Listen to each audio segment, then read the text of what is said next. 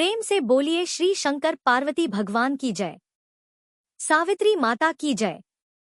श्रद्धा, समर्पण और पतिव्रता धर्म की प्रतीक पुण्यदायिनी व्रत कथा में आपका स्वागत है।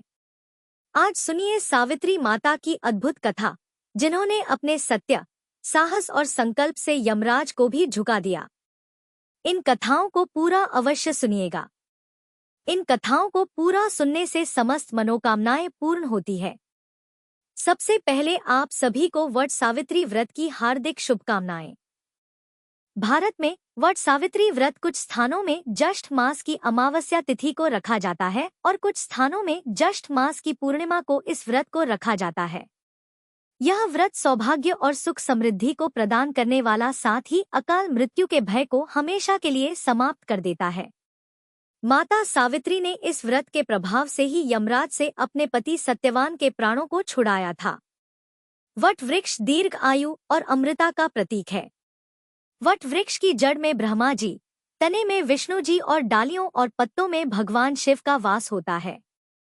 इसलिए स्त्रियां इस वृक्ष की पूजा करती हैं और परिक्रमा करते हुए सूत के धागे को लपेटती हैं। यह व्रत कुंवारी कन्याएं भी रख सकती हैं, जिससे उनके होने वाले पति की आयु लंबी हो। इसकी पौराणिक कथा महाभारत काल से जुड़ी हुई है। एक बार वन में युधिष्ठिर ने मार्कंडेय ऋषि से पूछा, है मुनिवर, क्या पृथ्वी पर द्रौपदी के अलावा भी कोई पतिव्रता स्त्री है जो राजकुल में जन्म लेने के बाद भी वन में भटक रही हो? तब मार्कंडेय ऋषि ने युधिष्ठिर से कहा, पांडव पुत्र द्रौपदी से पहले सावित्री नाम की एक कन्या थी जो इससे भी कठिन पतिव्रत का पालन कर चुकी है। तब उत्सुकतावश युधिष्ठिर ने मार्कंडेय ऋषि से कहा कि कृपा करके मुझे पूरी कथा सुनाइए। तब मार्कंडेय ऋषि जी कहने लगे, प्राचीन समय में मद्र देश में शाकलवंशी अशुप्ति नाम के एक राजा हुआ करते थे। उनका कोई भी पुत्र नहीं था। तब ब्राह्मण के निर्देश पर वे पुत्र कामना से सभी कामनाओं को पूर्ण करने वाली सावित्री देवी अर्थात गायत्री देवी की आराधना करने लगे। कुछ समय के बाद उनकी आराधना से प्रसन्न होकर देवी सावित्री ने राजा को दर्शन दिए। देवी ने कहा, राजन, तुम मेरे नित्य भक्त हो, इसलिए मैं तुम्हें कन्या प्रदान करूंगी। मेरी कृपा से तुम्हें सर्वांग सुंदरी कन्या की प्राप्ति होगी। ऐसा कहकर वह आकाश में बिजली की तरह अदृश्य हो गई। उस राजा की मालती नाम की पतिव्रता पत्नी थी। समय आने पर वह गर्भवती हुई और उसने सावित्री के समान रूप वाली एक कन्या को जन्म दिया। तब राजा ने ब्राह्मण से कहा कि तप के द्वारा आह्वान किए जाने पर माता सावित्री ने इसे मुझे दिया है और यह सावित्री जी के समान ही रूप वाली है, इसलिए इसका नाम भी सावित्री ही होगा। तब उन ब्राह्मण ने उस कन्या का नाम सावित्री रख दिया। धीरे धीरे समय बीतने लगा। समय बीतने पर जब सावित्री युवती हुई तब सावित्री को वर खोजने के लिए कहा गया। तब उसने दुमतसेन के पुत्र सत्यवान को पति रूप में वरण कर लिया। इधर जब यह बात देवर्षि नारद को पता चली तब वह राजा अश्वपति के पास आकर बोले कि राजन, आपकी कन्या ने तो वर खोजने में बड़ी भारी भूल कर दी है। सत्यवान गुणवान और धर्मात्मा अवश्य है, किंतु वह अल्प आयु है और 1 वर्ष बाद ही उसकी मृत्यु हो जाएगी। देवर्षि नारद जी की यह बात सुनकर राजा उदास हो गए। फिर उन्होंने अपनी पुत्री को बुलवाकर समझाया कि पुत्री, ऐसे अल्प आयु व्यक्ति से विवाह करना बिल्कुल भी उचित नहीं है, इसलिए तुम कोई और वर चुन लो। इस पर सावित्री बोली, तात आर्य कन्या अपने पति का एक बार ही वरण करती है, अर्थात एक बार ही अपना वर चुनती है। इसलिए अब चाहे जो भी हो जाए, मैं सत्यवान को ही वर रूप में स्वीकार करूंगी। देवी सावित्री के इस प्रकार अपने संकल्प पर अडिग रहने के कारण आखिरकार राजा अश्वपति को उनका विवाह करना पड़ा। विवाह का सारा सामान और कन्या को लेकर वृद्ध सचिव सहित राजा उस वन में गए जहां अपना राज्य और अपनी आंखों की रोशनी खो चुके राजा दमतसेन अपनी रानी और राजकुमार सहित एक वृक्ष के नीचे कुटिया बनाकर रहा करते थे। इस वन में विधि विधान पूर्वक सावित्री और सत्यवान का विवाह कर दिया गया। वन में रहते हुए अत्यंत कष्ट पाकर भी सावित्री अपने नेत्रहीन सासुर और पति की सेवा में लगी रहती। नारद जी के कहे अनुसार जब पति के मरण काल का समय पास आया तब पतिव्रता और धर्मपरायणा सावित्री ने अपने ससुर से आज्ञा लेकर त्रिरात्रि व्रत का अनुष्ठान किया। चौथे दिन आने पर जब सत्यवान ने लकड़ी, फूल और फल लाने के लिए जंगल की ओर प्रस्थान किया। तब सावित्री भी सासुर से आज्ञा लेकर दुखी मन से अपने पति के साथ उस भयंकर वन में चली गई। नारद जी के वचनों का ध्यान करके मन में अपार कष्ट रहने पर भी उसने अपने इस भय को पति के सामने उजागर नहीं होने दिया। पति का मन बदलने के लिए वह झूठ मूठ उसे वन के वृक्षों और पशु पक्षियों के बारे में पूछताछ करती रहती। शूरवीर सत्यवान उस भयंकर वन में विशाल वृक्षों, पक्षियों और पशुओं के दल को दिखला दिखलाकर थकी हुई और कमल के समान नेत्रों वाली राजकुमारी सावित्री को आश्वासन देते रहे। इस प्रकार से कुछ समय बीतने पर सत्यवान ने कहा, सावित्री, मैं फलों को एकत्रित कर चुका और तुम फूलों को चुन चुकी हो, लेकिन अभी ईंधन के लिए लकड़ी का तो कोई प्रबंध ही नहीं हुआ, इसलिए तुम इस वृट वृक्ष की छाया में बैठकर थोड़ी देर प्रतीक्षा करते हुए विश्राम कर लो। सावित्री बोली, कांत, जैसा आप कहेंगे मैं वैसा ही करूंगी, लेकिन आप मेरी आंखों के सामने से दूर मत जाइएगा, क्योंकि मैं इस घने जंगल में डर रही हूँ। सावित्री के ऐसा कहने पर सत्यवान उसके सामने ही कुछ दूरी पर लकड़ियां काटने लगा। लकड़ियां काटते हुए अचानक सत्यवान के सर में पीड़ा हुई। पीड़ा से व्याकुल होकर अपनी पत्नी के पास आकर वे बोले, सावित्री, इस परिश्रम से तो मेरे सर में बहुत अधिक पीड़ा हो रही है। ऐसा लग रहा है जैसे मैं अंधकार में जा रहा हूँ। इस समय मैं तुम्हारी गोद में सर रखकर सोना चाहता हूँ। सावित्री से ऐसा कहकर सत्यवान उसकी गोद में सर रखकर सो गए। जब सत्यवान सो गए तब राजपुत्री सावित्री ने उस स्थान पर स्वयं धर्मराज जी को आते हुए देखा, जो नीलकमल के समान श्याम वर्ण से सुशोभित और पीतांबर धारण किए हुए थे। उनके पीछे मृत्यु सहित काल भी था। धर्मराज जी ने उस स्थान पर पहुंचकर उस समय सत्यवान के शरीर से अंगूठे के नाक वाले पुरुष को पाश में बांधकर अपने अधीन कर लिया और उसे खींचकर बड़ी तेजी से दक्षिण दिशा की ओर प्रस्थान किया। पति को प्राण रहित देखकर सावित्री जाते हुए धर्मराज जी के पीछे चलने लगी और कांपते हुए हृदय से अपने दोनों हाथ जोड़कर बोली, माता की भक्ति से इस लोक, पिता की भक्ति से मध्यम लोक और गुरु की भक्ति से ब्रह्मलोक की प्राप्ति होती है। जो इन तीनों का आदर करता है उसने तो सभी धर्म का पालन कर लिया। जिसने इन तीनों का आदर नहीं किया उसके तो किए हुए समस्त पुण्य कार्य भी निष्फल हो जाते हैं। पुरुष के सारे कर्म, माता पिता और गुरु इन्हीं तीनों में समाप्त हो जाते हैं। तब यमराज जी ने कहा, सावित्री, तुम हमसे जिस कामना को पूर्ण कराने के लिए आ रही हो उस कामना को छोड़ दो और यहीं से वापस लौट जाओ। सचमुच संसार में माता पिता और गुरु की सेवा से बढ़कर कोई अन्य धर्म है ही नहीं। तुम्हारा पति गुरुजनों की पूजा में निष्ठा रखने वाला है, किंतु तुम्हारा इस प्रकार से मेरे पीछे आना मेरे काम में बाधा डाल रहा है, इसलिए तुम लौट जाओ। लेकिन सावित्री बोली, है धर्मराज जी, स्त्रियों का पति ही देवता होता है, पति ही उसको शरण देने वाला होता है, इसलिए साध्वी स्त्रियों को अपने पति का अनुगमन करना चाहिए। पिता, भाई तथा पुत्र परिमित संपत्ति देने वाले होते हैं, किंतु पति अपरिमित संपत्ति का दाता है। भला ऐसे पति की कौन स्त्री पूजा नहीं करेगी। सुरोत्तम, आप मेरे पति को जहां लेकर जा रहे हैं मुझे भी वहीं लेकर चलिए, नहीं तो मैं अपने प्राण त्याग दूंगी। तब यमराज जी ने कहा, है पतिव्रता, मैं तुम पर बहुत प्रसन्न हूँ, इसलिए सत्यवान के प्राणों को छोड़कर तुम कोई और वरदान मांग लो और देर मत करो। तब सावित्री बोली, धर्मज्ञ जो राज्य से शुद्ध हो गए हैं तथा जिनकी आंखों की रोशनी चली गई है, ऐसे मेरे महात्मा ससुर को राज्य तथा आंखों की रोशनी प्रदान कीजिए। यमराज ने कहा, भद्रे, तुम्हारी यह सब इच्छाएं पूर्ण होंगी। तुम अब बहुत दूर तक चली आई हो, तुम्हारे मेरे पीछे चलने से मेरे काम में विघ्न पड़ेगा और तुम्हें भी थकावट होगी, इसलिए अब तुम वापस लौट जाओ। तब सावित्री कहने लगी, है देवश्रेष्ठ, सत्पुरुषों के साथ समागम होने पर भला कैसी मेहनत, कैसा परिश्रम और कैसा दुख।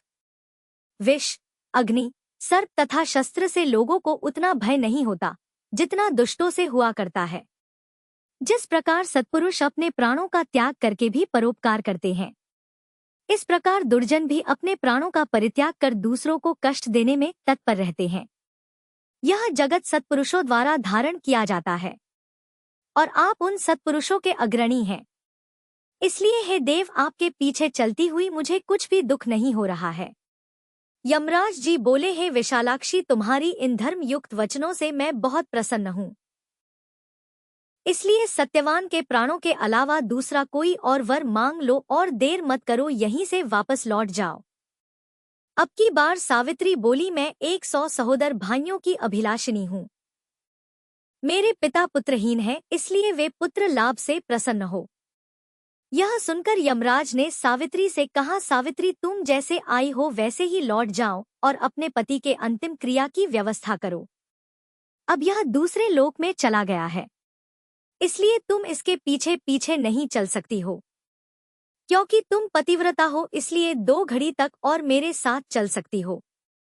भद्रे सत्यवान ने गुरुजनों की सेवा करके महान पुण्य अर्जित किया है, इसलिए मैं स्वयं इसे लेकर जा रहा हूँ। सुंदरी विद्वान पुरुष को माता पिता और गुरु की सेवा में सदैव तत्पर रहना चाहिए। उनका कभी भी अपमान नहीं करना चाहिए। मनुष्य के जन्म के समय माता और पिता जो कष्ट सहन करते हैं, उसका ऋण सैकड़ों वर्षों में भी नहीं चुकाया जा सकता। इसलिए मनुष्य को माता पिता तथा गुरु की सर्वदा प्रिय कार्य करना चाहिए, क्योंकि इन तीनों के संतुष्ट होने पर सभी तपस्या संपन्न हो जाती है। भद्रे, तुम्हारी कही सभी बातें पूर्ण होंगी। तुम्हारा काम पूरा हो गया।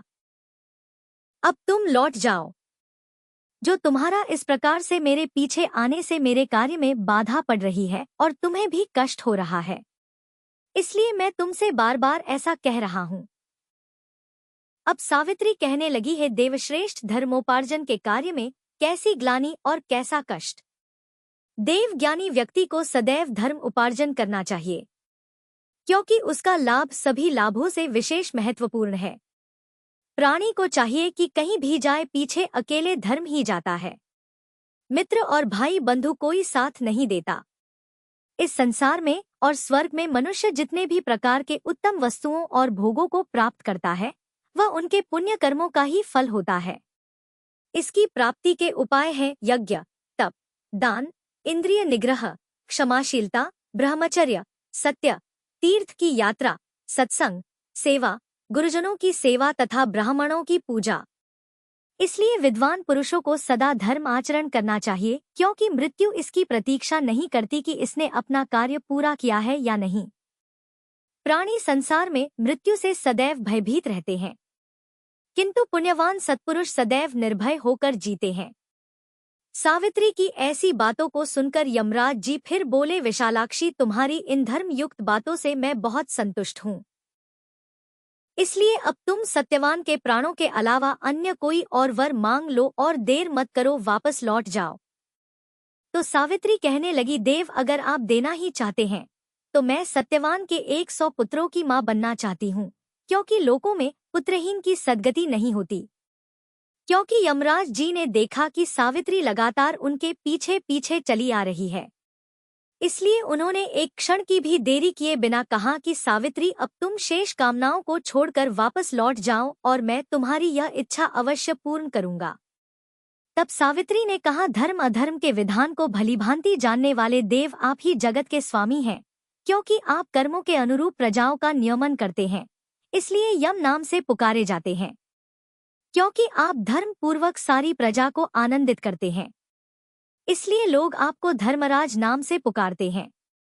मरने पर लोग अपने सत असत दोनों प्रकार के कर्मों को आगे रखकर आपके पास जाते हैं, इसलिए आप मृत्यु कहलाते हैं।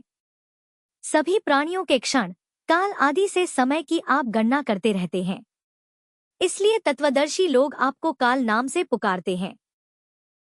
देवताओं में श्रेष्ठ है धर्मराज जी, आपकी शरण में आई हुई मुझ दुखिया की रक्षा कीजिए, और अभी अभी आपने मुझे सत्यवान के 100 पुत्रों की मां होने का आशीर्वाद प्रदान किया है और आप मेरे पति को लेकर जा रहे हैं। मैं पतिव्रता स्त्री हूँ, ऐसे में मैं अपने पति के बिना 100 पुत्रों की मां कैसे बन सकती हूँ। तब यमराज जी बोले, हे धर्मज्ञ, मैं तुम्हारी स्तुति और भक्ति से संतुष्ट होकर मैंने तुम्हारे पति सत्यवान को मुक्त कर दिया है। अब तुम सफल मनोरथ होकर वापस लौट जाओ।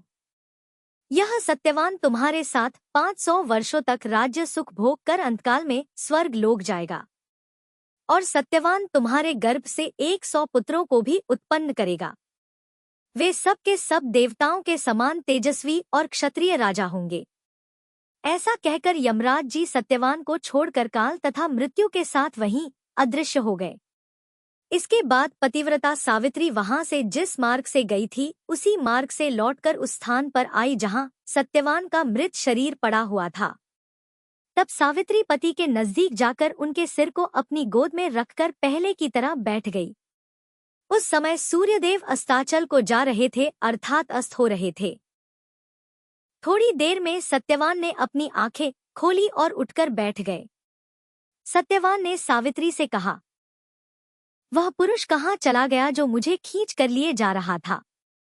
यहाँ सोते सोते तो मेरा पूरा दिन बीत गया। तुमने भी पूरे दिन से कुछ खाया नहीं और वहां आश्रम में मेरे माता पिता को भी मेरे कारण दुख भोगना पड़ा। सावित्री, मैं उन्हें देखना चाहता हूँ। चलो जल्दी चलो। तब सावित्री बोली, स्वामी सूर्य तो अस्त हो गए, चलिए अब हम आश्रम को लौट चले। मैं वही सारी घटना विस्तारपूर्वक आपको बताऊंगी। ऐसा कहकर सावित्री अपने पति के साथ आश्रम में जा पहुंची। इसी समय पत्नी सहित दमतसेन राजा को नेत्र ज्योति प्राप्त हो गई। वे दोनों अपने पुत्र और पुत्रवधू को वापस आया देखकर बहुत प्रसन्न हुए। सावित्री और सत्यवान ने सपत्नी क्षत्रिय श्रेष्ठ राजा दमतसेन को प्रणाम किया। पिता ने अपने पुत्र को गले लगा लिया। उसी समय आनंदित सावित्री ने जैसी घटना घटित हुई थी उसका वर्णन किया और इस रात को अपने व्रत को भी समाप्त किया। अगले दिन प्रातःकाल राजा की सारी प्रजा सेना सहित ढोल नगाड़े बजाते हुए राजा को पुनः राज्य प्रदान करने के लिए निमंत्रण देने आई और यह सूचना दी कि राजन नेत्रहीन होने के कारण जिस राजा ने आपके राज्य को छीन लिया था वे राजा मंत्रियों द्वारा मार डाला गया है। अब आप ही राजा हैं। यह सुनकर राजा दमतसेन सेना के सहित वहां गए और धर्मराज्य की कृपा से पुनः अपने राज्य को प्राप्त कर लिया और समय आने पर सावित्री 100 पुत्रों की मां भी बनी। इस प्रकार पतिव्रता सावित्री ने अपने पितृपक्ष और पति पक्ष दोनों का उद्धार किया और मृत्यु के पास में बंधे हुए अपने पति को भी मुक्त कराया। इसलिए मनुष्यों को सदा साध्वी स्त्रियों की देवियों के समान पूजा करनी चाहिए, क्योंकि उनकी कृपा से ही यह तीनों लोक स्थित है। जो भी भक्त सत्यवान सावित्री की इस कथा को नित्य सुनता है वह सभी प्रयोजनों में सफलता प्राप्त करके सुख का अनुभव करता है, कभी भी दुख का भागी नहीं होता। और जो भी सुहागन महिला इस कथा को प्रेम पूर्वक सुनती है उसके पति पर आया हुआ संकट काल टल जाता है और उसके पति की दीर्घ आयु होती है। बोलो धर्मराज जी की जय।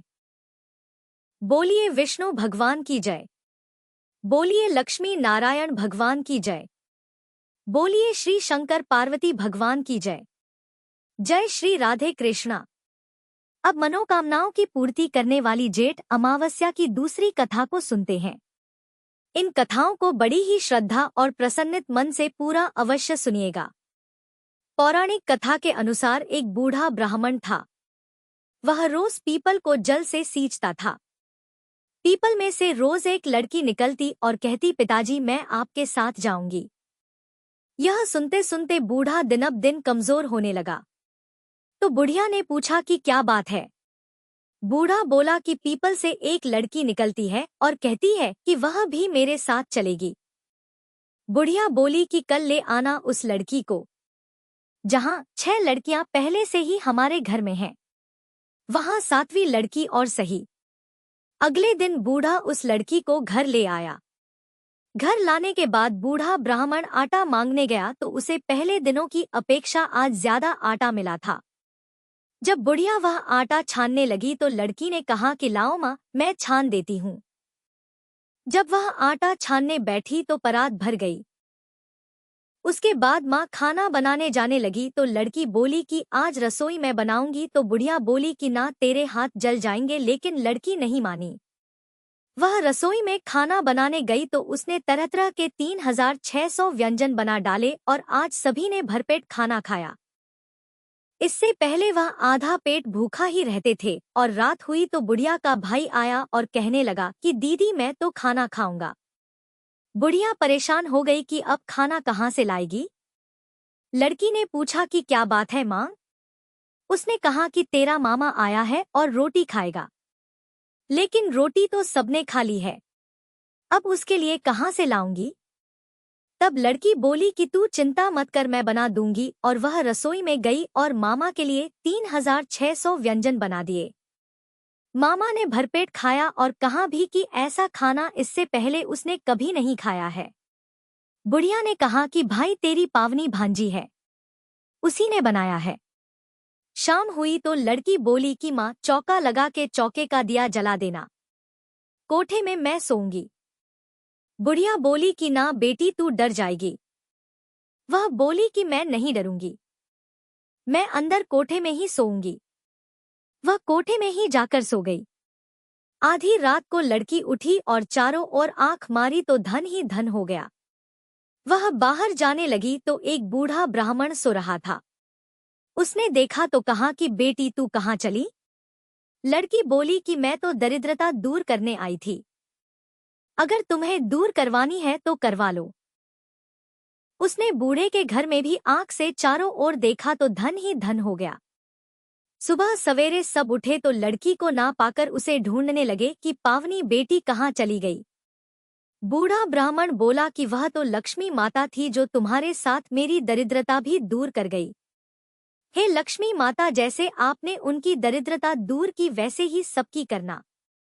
कहानी अच्छी लगी हो तो कमेंट में जय श्री राधे कृष्ण अवश्य लिखिएगा। माँ लक्ष्मी जी आपके भंडार सोने से भर दें। बोलिए श्री लक्ष्मी नारायण भगवान की जय।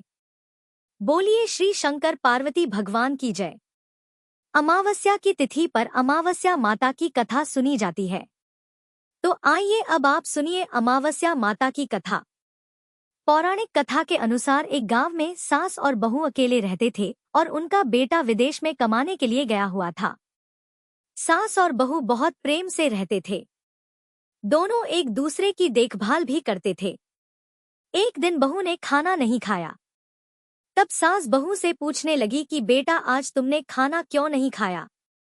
तब बहू कहने लगी कि सासू माँ, आज मेरा अमावस्या माता का व्रत है, इसलिए मैंने खाना नहीं खाया।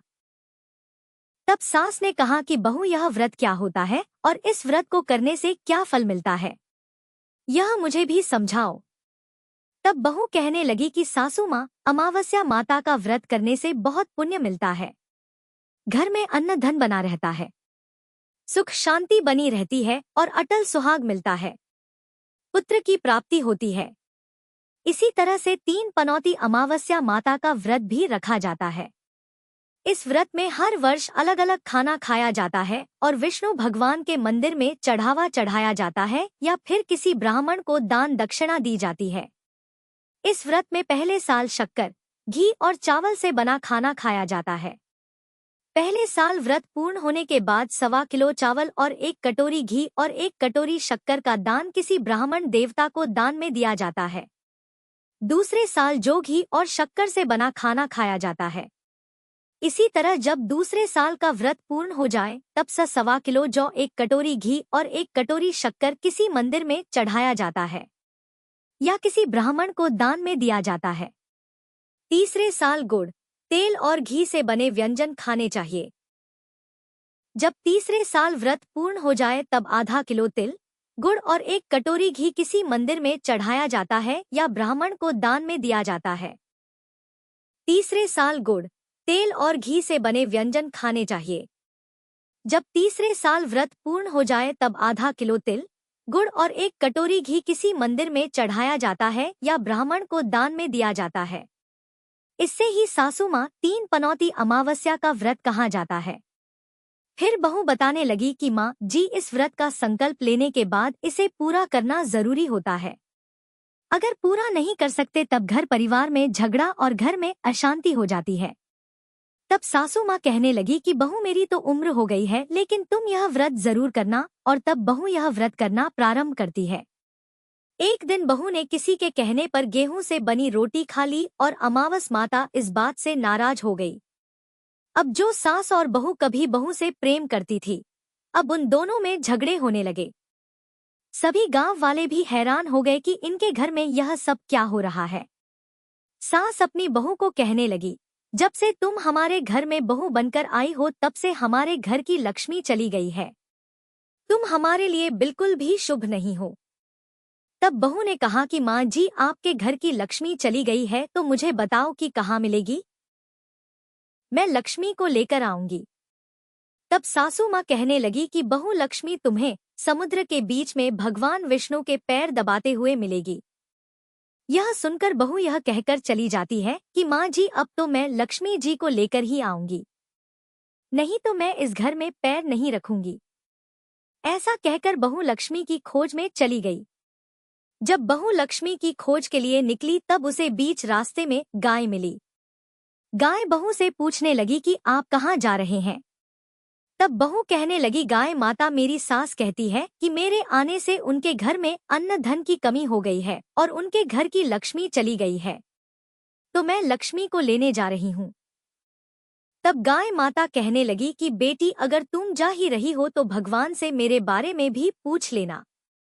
तब बहू कहने लगी कि ठीक है गाय माता, मैं आपके बारे में भी पूछ लूंगी। तब गाय माता कहने लगी कि जब मेरा बछड़ा होता है तो वह मर जाता है, जिंदा नहीं रहता। तुम लक्ष्मी जी से पूछ लेना कि आखिरकार मेरे साथ ऐसा क्यों हो रहा है। मैंने ऐसे कौन से कर्म किए हैं जिसकी सजा मुझे मिल रही है। तब बहू कहने लगी, गाय माता, मैं आपके बारे में जरूर पूछ लूंगी। ऐसा कहकर बहू आगे बढ़ गई। जब आगे बढ़ी तब रास्ते में उसे घोड़ी मिली जिसके गले में घंटी बंधी हुई थी। घोड़ी ने कहा कि बेटी, तुम मेरे दुख का निवारण लक्ष्मी जी से पूछ लेना। तब बहू कहने लगी कि मैं जरूर पूछ लूंगी। ऐसा कहकर बहू आगे बढ़ गई। आगे जाते ही बहू को एक अंधा और बहरा बुजुर्ग मिला। उसने भी बहू से अपनी समस्या के निवारण के लिए पूछने को कह दिया। तब बहू उसकी समस्या भी भगवान से पूछने को कहकर आगे बढ़ गई। आगे जाते ही बहू को एक बूढ़ी औरत मिली जो कि हाथ और पैर से अपाहिज थी। उसने भी बहू से कहा कि बेटी, जब तुम भगवान से मिलो तो उनसे पूछना कि आखिरकार मैं अपाहिज क्यों हुई, मैंने ऐसे कौन से कर्म किए थे। तब बहू उसकी समस्या पूछने के लिए तैयार हो गई और फिर आगे बढ़ गई। आगे जाते जाते बहू बहुत थक गई और एक आम के पेड़ के नीचे बैठ गई। आम का पेड़ बड़ा खुश होकर बहू से पूछने लगा कि बेटी, तुम कहाँ से आई हो और कहाँ जा रही हो। तब बहू कहने लगी कि वो लक्ष्मी जी को लेने जा रही हूँ। तब पेड़ भी अपनी समस्या भगवान से पूछने के लिए कहने लगा कि मेरे पेड़ पर लगे हुए आम खट्टे ही क्यों होते हैं, इस बारे में बहू रानी भगवान से जरूर पूछ लेना। तब बहू पेड़ की समस्या लेकर आगे बढ़ गई। थोड़ी दूर जाने पर बहू को एक तलाई मिली। वह भी बहू से कहने लगी कि बहू, तुम भगवान से पूछना कि मेरी तलाई का पानी इतना मैला क्यों है, कोई यहाँ आकर पानी नहीं पीता। तब बहू कहने लगी कि मैं जरूर पूछ लूंगी। ऐसा कहकर बहू आगे बढ़ गई। बहुत दिनों से जंगल में चलते चलते बहू थक गई थी। उसे भूख भी लगी थी, लेकिन खाने को कुछ नहीं मिला तो वह भूख और प्यास से बेचैन हो गई और जंगल में बेहोश हो गई। उसी समय भगवान श्री हरि और माता लक्ष्मी जी घूमते हुए उधर जा रहे थे। तब माता लक्ष्मी जी विष्णु भगवान से कहने लगी कि हे नाथ, यह तो आपकी बहुत बड़ी भक्त है, आप इसके दुख निवारण कीजिए। तब भगवान श्री हरि कहते हैं कि इस संसार में तो बहुत से जीव दुखी हैं, सभी अपने अपने कर्मों का फल भोग रहे हैं, मैं किस किस के दुख का निवारण करूं। तब माता लक्ष्मी जी भगवान श्री हरि से विनती करने लगी और कहने लगी कि वो भूखी और प्यासी है, अगर इसे जंगल में छोड़ दिया जाए तो जंगली जानवर उसे खा जाएंगे। माता लक्ष्मी जी की बात को सुनकर भगवान श्री हरि एक साधु का वेश धारण करके बहू के पास गए और उसे होश में लेकर आए। बहू के होश में आते ही साधु वेश में भगवान उससे पूछने लगे कि वह यहाँ क्यों आई है और कहाँ जा रही है। तब बहू ने सारी बात बता दी। उसकी बात को सुनकर भगवान श्री हरि और माता लक्ष्मी जी प्रकट हो गए। उनके साथ साथ प्रकट हुई अमावस्या माता भी। बहू यह सब देखकर उनके चरणों में गिरकर उन्हें प्रणाम करने लगी। तब अमावस्या माता बहू से कहने लगी कि बेटी, तूने मेरे व्रत को खंडित किया है, इसी की सजा तुझे मिली है। लेकिन अब मैं तुझे क्षमा करती हूँ। अब तुम घर को जाओ। तुम्हारा घर अन्न और धन से भर जाएगा। तुम्हारा घर सुंदर महल में बदल जाएगा और तुम्हारी सभी मनोकामनाएं भी पूर्ण हो जाएंगी। यह सब होने के बाद बहू ने रास्ते में जो जो भी मिला था उन सभी के दुखों का निवारण करने के लिए विनती की। तब भगवान श्री हरि कहने लगे कि गाय ने कभी अपना दूध किसी और को नहीं पिलाया, इस कारण उसके बछड़े जिंदा नहीं रहते। तुम उसका दूध पी लेना। फिर उसके बाद उसके बछड़े जिंदा रहने लगेंगे। और घोड़ी पिछले जन्म में आटा पीसने वाली महिला थी। वह किसी को आटा पीस कर नहीं देती थी, इसलिए उसके गले में चक्की के पात बंधे हुए हैं। तुम उसके पात खोल देना, वह बिल्कुल ठीक हो जाएगी। और वो बुजुर्ग कभी भगवान के मंदिर नहीं गया, ना ही कभी उसने भगवान के भजन सुने। तुम उसे ले जाकर मंदिर में दर्शन करवा देना, इससे वह ठीक हो जाएगा। अपाहिज महिला, उसने कभी अपनी जवानी में दान पुण्य नहीं किया, उसकी यह सजा मिली है। तुम उससे कुछ भी दान करवा देना तो उसकी विकलांगता दूर हो जाएगी। और वह आम का पेड़, उसने तो कभी अपने पेड़ के आम किसी बच्चे को खाने नहीं दिए, इसी कारण उसके सभी आम खट्टे होते गए। अब तुम उस पेड़ का आम खा लेना और उसके बाद से उस पेड़ पर मीठे आम आने लगेंगे। और तलाई का पानी पिछले जन्म में देवरानी जेठानी थी जो हमेशा आपस में झगड़ा करती थी, इसलिए उसका पानी मैला है। तुम उसका पानी पी लेना तो वह तलाई शुद्ध हो जाएगी। फिर लोग वहां आकर पानी पीने लगेंगे। इस प्रकार बहू ने भगवान श्री हरि, माता लक्ष्मी जी और अमावस्या माता को प्रणाम किया, उन्हें धन्यवाद दिया और अपने घर के लिए तैयार हो गई। रास्ते में उसे जो जो भी मिला उनकी सभी समस्या भगवान के कहे अनुसार वो दूर करती चली गई। सभी ने उसे भर भर कर आशीर्वाद दिए। घर पहुंचते ही उसका टूटा फूटा घर एक सुंदर महल में बदल गया। उसके घर में अब अन्न और धन के भंडार भर गए। अब बहू ने सासू माँ से कहा कि सासू माँ, आपने तो सच में कहा था कि मैं आपके लिए शुभ नहीं हूँ। मेरे जाने से ही आपके घर में लक्ष्मी आई है। आप यहाँ रहें, मैं मरने जा रही हूँ। तब सास ने कहा, बेटी, यह सब तुम्हारी अमावस्या माता के व्रत करने का फल ही है जो हमें मिला है। तुम यहीं पर रहो, अब तुम यहाँ से कहीं नहीं जाओगी। इस प्रकार सास और बहू खुशी खुशी रहने लगे। और फिर एक दिन सास का बेटा भी विदेश से वापस लौट आया और घर में जब उसने खूब धन दौलत और धन के भंडार देखे तब उसकी माँ ने सारी बातें अपने बेटे को बता दी। इस प्रकार वे लोग खुशी खुशी रहने लगे और तीनों मिलकर अमावस्या माता के व्रत को रखने लगे। प्रेम से बोलिए अमावस्या माता की जय। इस कथा को कहने, सुनने और हुंकार भरने वाले सभी भक्तों के घर में धन धान्य के भंडार भरना, सभी की रक्षा करना। हे अमावस्या माता, आप सभी की रक्षा करना। प्रेम से बोलिए अमावस्या माता की जय। आज आपको सुनाएंगे सोमवती अमावस्या की कथा। एक साहूकार के 7 बेटे, 7 बहुएं और एक बेटी थी। साहूकार के घर एक ब्राह्मण भिक्षा मांगने आता था। ब्राह्मण को साहूकार की बहू भिक्षा देती थी तो वह ले लेता था, लेकिन जब बेटी भिक्षा देती थी तब वह भिक्षा नहीं लेता था और कहता कि बेटी, तुम सुहागन तो हो पर तुम्हारे भाग्य में दुख लिखा है। यह बात सुनकर बेटी को चिंता होने लगी और उसका शरीर कमजोर होने लगा।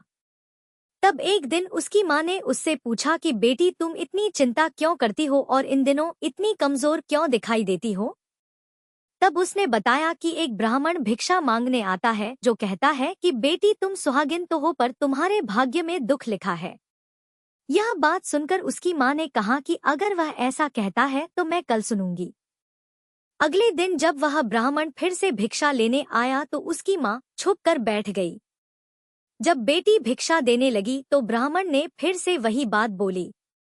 इतनी बात सुनकर उसकी माँ बाहर निकल कर आई और बोली, एक तो हम तुम्हें भिक्षा देते हैं और तुम ऊपर से हमें कोसते हो।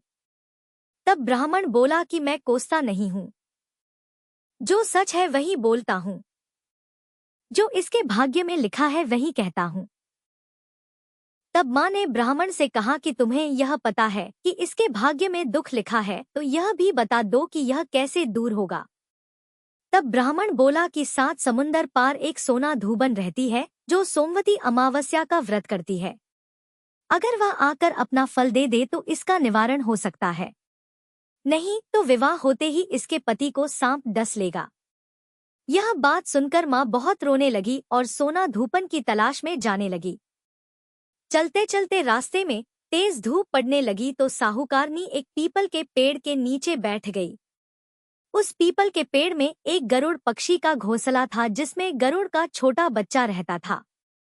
साहूकारनी को घोंसले के पास एक सांप जाता हुआ दिखाई दिया तो उसने उस गरुड़ के बच्चे को बचाने के लिए उस सांप को मारकर ढाल के नीचे रख दिया।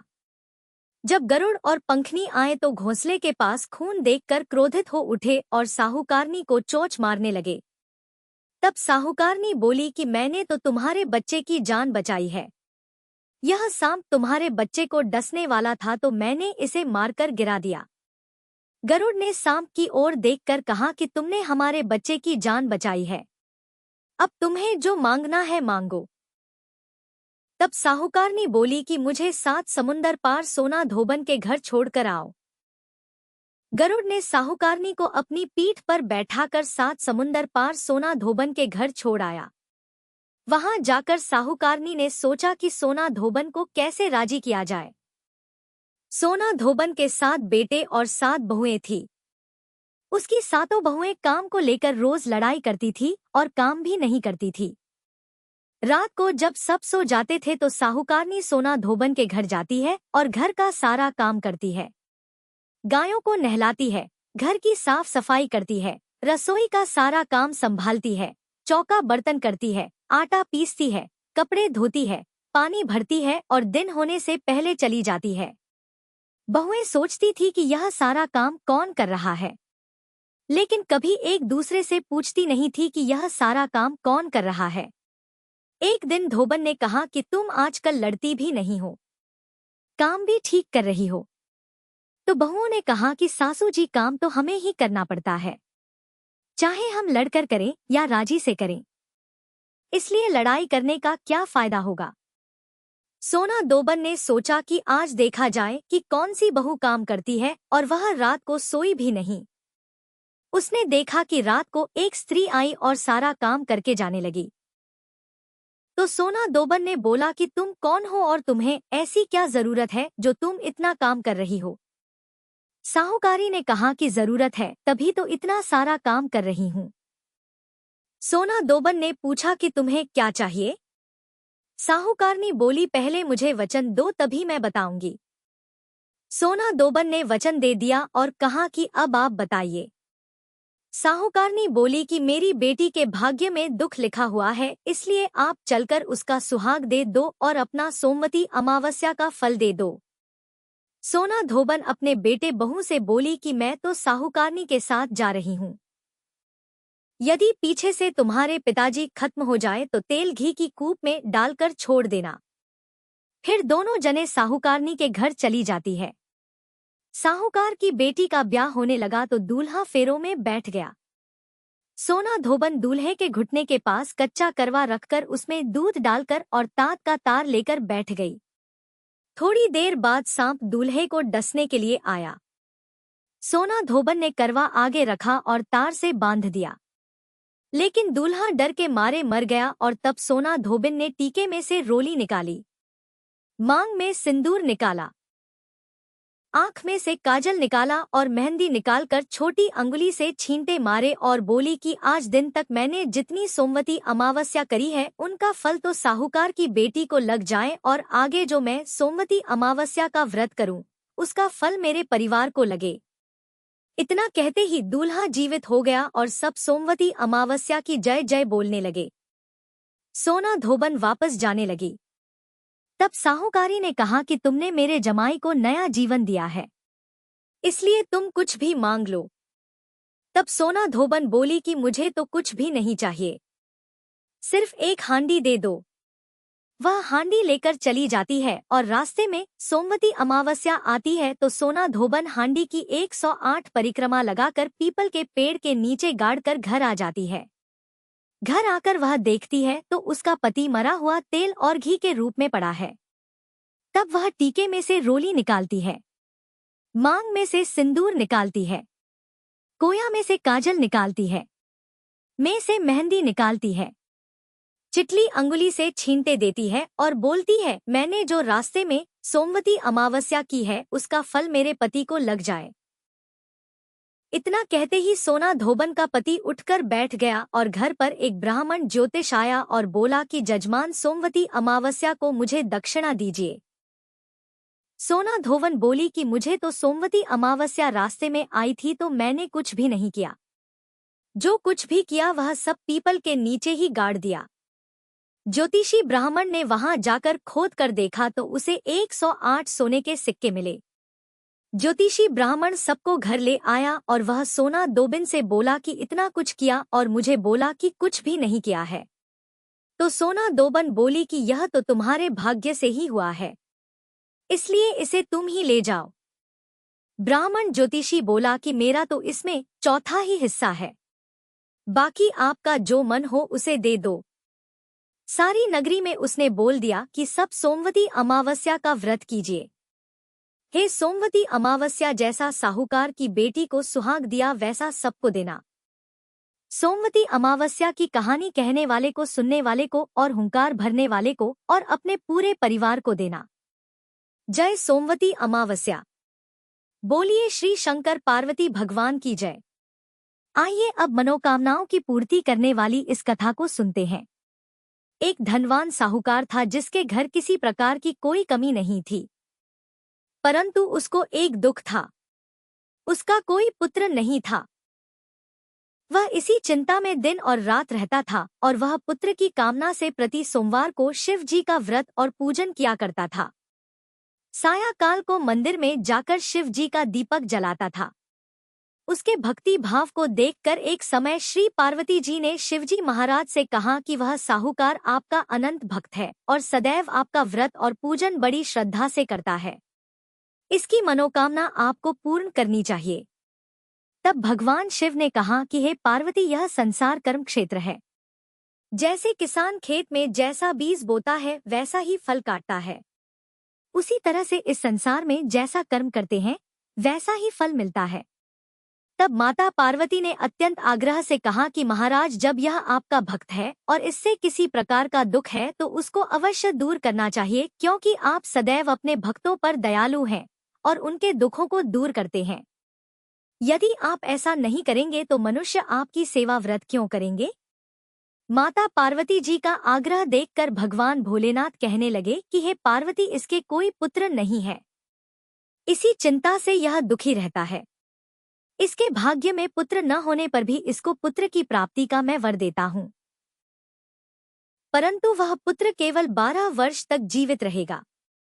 इसके पश्चात वह मृत्यु को प्राप्त हो जाएगा। इससे अधिक मैं और कुछ इसके लिए नहीं कर सकता। यह सब बातें वह साहूकार सुन रहा था। इससे उसको ना कुछ प्रसन्नता हुई और ना ही उसे कुछ कष्ट हुआ।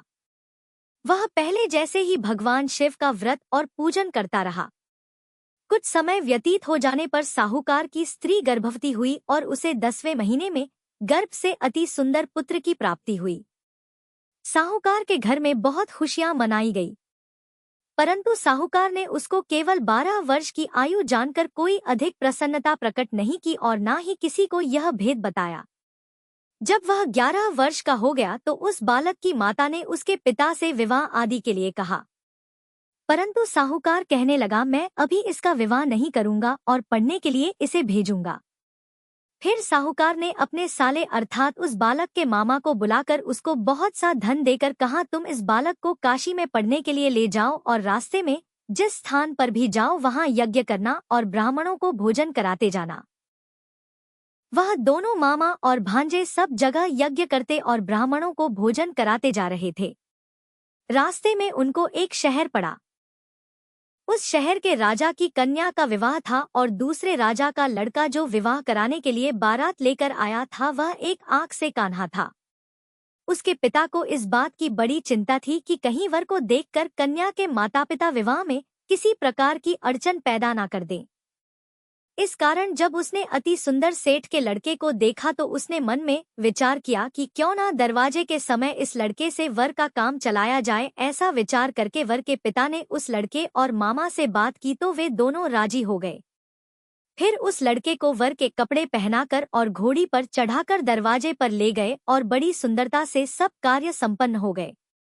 वर के पिता ने सोचा यदि विवाह कार्य भी इसी लड़के से करा दिया जाए तो इसमें क्या बुराई है। ऐसा विचार करके लड़के और उसके मामा से कहा, यदि आप फेरों और कन्यादान का काम भी करा दे तो आपकी बड़ी कृपा होगी और हम इसके बदले बहुत सा धन देंगे। उन्होंने भी स्वीकार कर लिया और विवाह कार्य भी बहुत कुछ अच्छी तरह से हो गया। परंतु जिस समय लड़का जाने लगा तो उसने राजकुमारी की चुन्नी के पल्ले पर लिख दिया कि तेरा विवाह मेरे साथ हुआ है, परंतु जिस राजकुमार के साथ तुमको भेजेंगे वह एक आंख से कान्हा है। मैं तो काशी जी पढ़ने जा रहा हूँ। उस राजकुमारी ने जब अपनी चुन्नी पर ऐसा लिखा हुआ देखा तो उसने राजकुमार के साथ जाने से मना कर दिया और कहा कि यह मेरा पति नहीं है, मेरा विवाह इसके साथ नहीं हुआ, वह तो काशी जी पढ़ने गया है। राजकुमारी के माता पिता ने अपनी कन्या को विदा नहीं किया और बारात वापस चली गई। उधर वह सेठ का लड़का और उसका मामा काशी जी पहुंच गए। वहां जाकर उन्होंने यज्ञ करना और लड़के ने पढ़ना शुरू कर दिया। जब लड़के की आयु 12 साल की हो गई तब एक दिन उन्होंने यज्ञ रचा रखा था कि लड़के ने अपने मामा से कहा, मामा जी आज तो मेरी तबीयत ठीक नहीं है। मामा ने कहा, अंदर जाकर सो जाओ। तब लड़का अंदर जाकर सो गया और थोड़ी देर में उसके प्राण निकल गए। जब उसके मामा ने आकर देखा कि वह तो मुर्दा पड़ा है तो उनको बहुत दुख हुआ और उन्होंने सोचा कि मैं अभी रोना पीटना मचा दूंगा तो यज्ञ का कार्य अधूरा रह जाएगा। अतः उन्होंने जल्दी से यज्ञ का कार्य समाप्त करके ब्राह्मणों के जाने के बाद रोना पीटना आरंभ कर दिया। संयोगवश उसी समय शिवजी और पार्वती जी उधर से जा रहे थे। पार्वती जी कहने लगी है, महादेव कोई दुखिया रो रहा है, इसके कष्टों को आप दूर करो। तब भगवान शिव बोले, इसकी आयु इतनी ही थी सो यह भोग चुका है। माता पार्वती ने कहा कि महाराज कृपा करके इस बालक को और आयु दे दो, नहीं तो इसके माता पिता तड़प तड़प कर मर जाएंगे। पार्वती जी के इस प्रकार बार बार आग्रह करने पर भगवान शिव ने उसे जीवन दान दे दिया और शिव जी की कृपा से लड़का जीवित हो गया। शिवजी और पार्वती जी कैलाश पर चले गए। तब इस प्रकार यज्ञ करते हुए लड़का और उसका मामा अपने घर की ओर चल पड़े। रास्ते में उसी शहर में गए जहां उसका विवाह हुआ था और जहां पर आकर यज्ञ किया तो लड़के के ससुर ने उसे पहचान लिया और अपने घर महल में जाकर बड़ी खातिर के साथ बहुत दास दासियों के सहित आदर पूर्वक लड़की और जमाई को विदा किया। जब वह अपने शहर के निकट आए तो मामा ने कहा, मैं पहले तुम्हारे घर जाकर सबको खबर करता हूँ। उस समय लड़के के माता पिता अपने घर की छत पर बैठे हुए थे और उन्होंने यह प्रण कर रखा था कि यदि हमारा पुत्र सकुशल घर आएगा तो राजी खुशी नीचे उतर कर आ जाएंगे, नहीं तो छत से गिरकर अपने प्राण खो देंगे। इतने में उस लड़के के मामा ने जाकर यह समाचार दिया कि आपका पुत्र आ गया है, परंतु उनको विश्वास नहीं हुआ। तब उसके मामा ने शपथ पूर्वक कहा कि आपका पुत्र अपनी स्त्री के साथ बहुत सारा धन साथ में लेकर आया है। तो सेठ ने आनंद के साथ उसका स्वागत किया और बड़ी प्रसन्नता से रहने लगे। इस प्रकार जो भी व्यक्ति सोमवार का व्रत करता है अथवा इस कथा को पढ़ता है या सुनता है, भगवान भोलेनाथ उसके सभी दुख दूर करके उसकी समस्त मनोकामनाओं को पूर्ण करते हैं। प्रेम से बोलिए श्री शंकर पार्वती भगवान की जय। बोलिए सावित्री और सत्यवान की जय। बोलिए धर्मराज जी की जय। कथा अच्छी लगी हो तो इस वीडियो को लाइक करके चैनल को जरूर सब्सक्राइब कीजिएगा।